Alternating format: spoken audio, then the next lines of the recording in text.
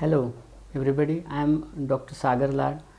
I am a pediatric intensivist and neonatologist working in Jahangir Hospital, Pune, and today I am going to discuss very important issue about the post-COVID inflammatory syndrome in the children.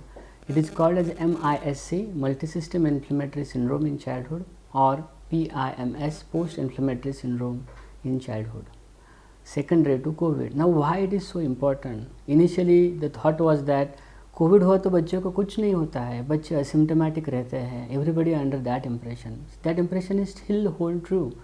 Even the child get infected with the COVID, he remain asymptomatic. But what we have seen is that after post-COVID inflammation, after 2 to 3 week of period of time, बच्चे get a symptom or syndrome called as a post-COVID inflammatory syndrome, जिसमें क्या होता है कि बच्चों को fever आना चालू होता है and they get very high grade fever almost of 102 103 degree Fahrenheit which is not responding to the routine antipyretic agents. Secondarily, some children get a rash over the body, some children get red eyes, some children get a swelling of a body and a feet, and the picture entity called as a Kawasaki disease start showing. Some children also get a loose motion, vomiting and the diarrhea, and some children can present with involvement of a brain like excessive sleepiness, fits and a convulsion. So these are the symptoms which are usually present 2 to 3 weeks after the post-COVID infection. And why we should be alert? Because this disease mimics like a normal infection. Like sometime when the children get a gastroenteritis, like it looks like a more of a viral diarrhea, and people tend to ignore it. It has been found that delayed diagnosis of disease can be life-threatening. So if your child get a high grade fever which is lasting more than 3 days, so if the fever is persistent more than 48 to 72 hours, you need to think of, don't sit at home, contact your pediatrician, and immediately the child need evaluation. Now why this happens?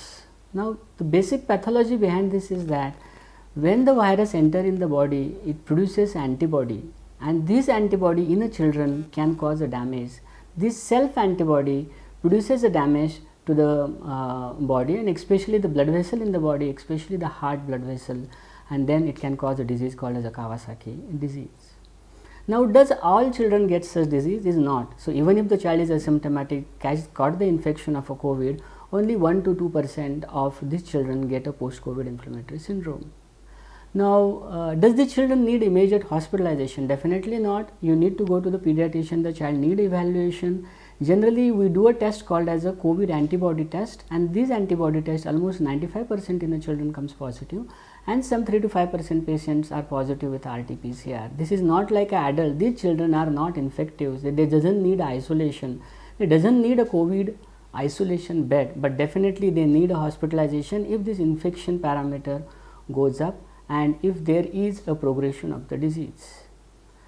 Now what we do after admission? So majority, only 1 to 2% of children get this disease. So if the patient or if the child is asymptomatic, fever is not responding, we evaluate the child and they may need a hospitalization. So when they hospitalize, we observe, we monitor them especially for the heart, and we do a echo if needed to rule out a Kawasaki disease. Now Kawasaki disease is a disease in which the blood vessel of the heart called as a coronary, they get involved, and this is a more of a dreaded complication. And usually we treat them with a medicine called as steroids, or we treat them with intravenous immunoglobulin, and usually they respond very well. So in a nutshell, what I would like to tell you that in this post-COVID era, we are seeing a lots of patients, and so far in Jahangir we manage almost 75 to 80 patients of this post-COVID inflammatory syndrome. And mind well, these are not, if you treat it very properly and early, then the long-term problem and the mortality is a very less. And because of this also, we have published our data internationally into the Indian journals also, to showing this disease is still evolving disease, still the literature of the disease is coming up. So if your child has got a high fever which is not responding, lasting more than 3 days, and he is showing some sign of a stomach infection, brain infection, definitely you need to go to the pediatrician as early as possible, get evaluated, and usually early diagnosis, early treatment usually life saving to this child. And mind well, this disease has not got any long term problem. Thank you very much.